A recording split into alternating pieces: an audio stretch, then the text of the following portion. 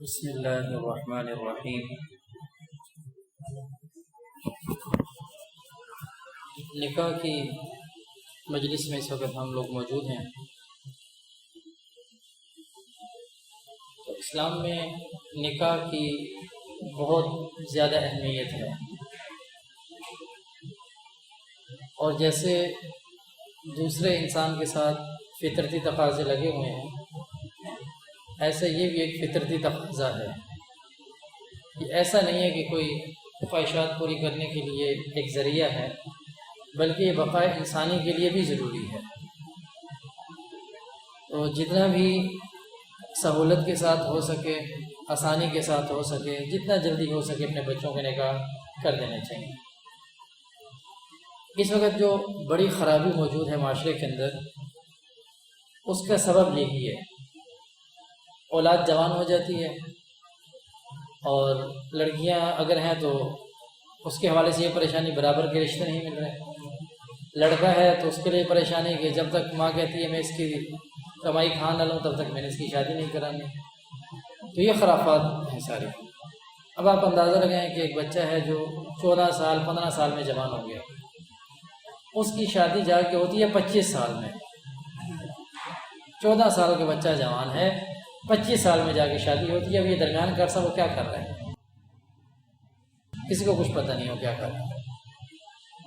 بچی جوان ہوگی 13 سال میں 12 سال میں، اب وہ شادی جا کے ہو رہی ہے 20 سال میں 22 سال میں۔ اب وہ 8-10 سال بچی کیا کرتی رہی کوئی پتہ نہیں۔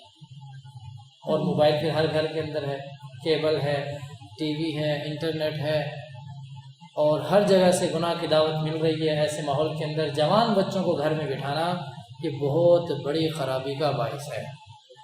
لہٰذا اس حوالے سے فکر کرنی چاہیے، اور کوشش یہ کرنی چاہیے کہ جیسے ہی بچے جوان ہو جائیں تو بغیر کسی حیل و حجت کے ان کی شادیاں برابر رشتوں میں، مناسب رشتوں میں کر دینی چاہیے۔ ابھی دیکھیے، نکاح کا معاملہ ایسا ہے کہ صرف یہ نہیں کہ اس امت کے اندر یہ موجود ہے۔ حضرت ابو ایوب انصاری رضی اللہ تعالیٰ عنہ وہ فرماتے ہیں کہ جناب نبی کریم صلی اللہ علیہ وسلم نے فرمایا کہ 4 چیزیں ایسی ہیں جو مستقل سنت چلی آ رہی ہیں، تمام انبیاء کی سنت ہے۔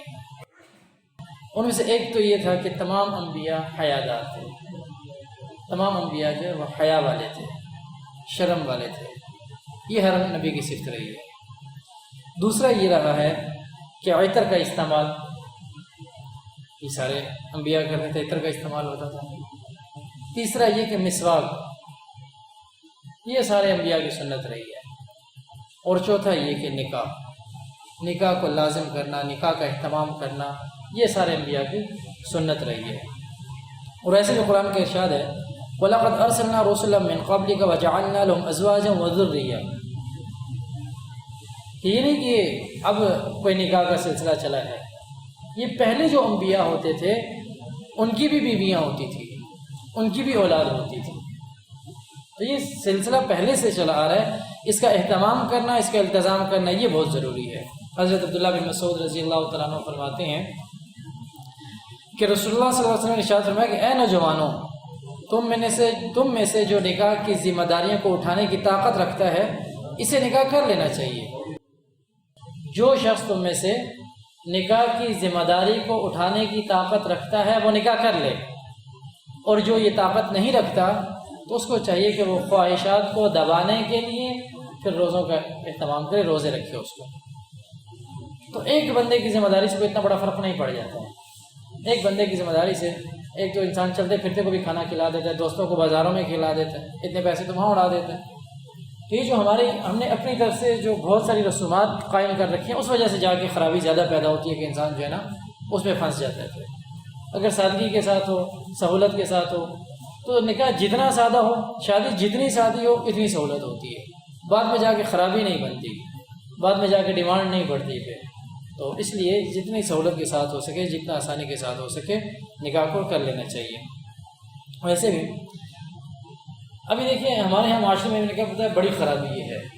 اب یہ ایک فطرتی تقاضا بھی ہے، یہ جو خواہش اللہ نے انسان کے دل کے اندر رکھی ہے، یہ تو نہیں کہ انسان اسے اب چھوڑ دے، یہ خواہش پوری نہ کرے، یہ تو نہیں ہو سکتا نا، خواہش تو پوری کرنی ہے۔ اب اس خواہش کو اللہ نے ایک راہ اعتدال کے اوپر ڈال دیا، ایک ایسا نظام بنا دیا کہ راہ اعتدال کے اوپر ہے۔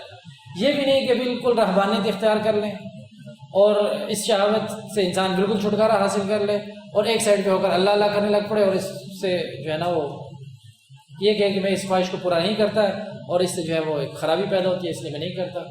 اللہ نے اس سے بھی منع کر دیا، لا رہبانیت فی الاسلام، رہبانیت اسلام کے اندر نہیں ہے۔ اللہ نے کہا یہ نہیں چلے گا۔ ایک تو یہ طریقہ تھا کہ ختم کر دیں، اللہ نے کہا یہ بھی نہیں۔ ایک طریقہ یہ تھا کہ انسان جانوروں کی طرح جہاں دل آیا وہاں منہ مارا، اللہ نے اس کو بھی منع کیا، نہیں یہ کام ہی نہیں چلے گا۔ ہم نے تمہارے اندر جب شہوت رکھی ہے اس کا بہترین انتظام بھی ہم کریں گے۔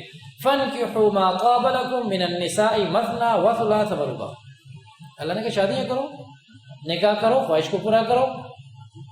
اور فَانْكِحُوا مَا طَابَ لَكُم مِّنَ النِّسَاءِ مَثْنَىٰ، دو دو سے کرو، تین تین سے کرو، چار چار سے کرو، اجازت دے دی۔ ہاں اگر نہیں گزارا کر سکتے، کمزور ہو تو چلو ایک کی اجازت دے دی کہ یہ نہ ہو کہ جو بیچارے کمزور لوگ ہیں یہ رہ جائیں، تو کہا چلو ایک کر لو۔ تو شروع اللہ نے دو سے کیا۔ ایسے وہ بات مجھے یاد آ گئی، پچھلے رمضان میں ایسا ہوا تو کچھ درس قرآن کا سلسلہ چل رہا تھا، اس میں دو دو تین تین شادیوں کے ذکر آیا، تو اس کے اوپر تھوڑی سی تفصیل سے گفتگو ہوئی، تقریباً ایک ہفتہ گفتگو چلتی رہی۔ تو وہ ایک صاحب میرے پاس آئے، کہنے لگے کہ مولوی صاحب میری گھر والی نے جو ہے نا منع کر دیا کہ آئندہ اگر تو عبداللہ مسجد گیا تو میرا تیرا تعلق ختم، واسطہ ختم، تیرے ساتھ رشتہ نہیں رکھنا۔ میں نے کہا خیر ہو کیا بات ہوئی؟ کہا جی آپ کہتے ہیں جی جو دین آپ یہاں سے سیکھتے ہیں وہ گھر والوں کو جا کے سکھائیں، تو آپ اتنے عرصے سے دو دو تین تین شادیوں کا ذکر کر رہے تھے، میں آپ کا روزانہ کا درس گھر جا کے بیوی کو سناتا تھا۔ میں نے کہا اللہ کے مارے یہ درس تو میں اپنے گھر جا کے نہیں سناتا، تو آپ کو کس نے کہا کہ آپ اپنے گھر جا کے سنائیں؟ اسی لیے تو پھر اس نے منع کیا نا۔ تو یہ تو کچھ احکامات ہوتے ہیں وہ انسان پورا کرنا مشکل ہو جاتا ہے ان کا۔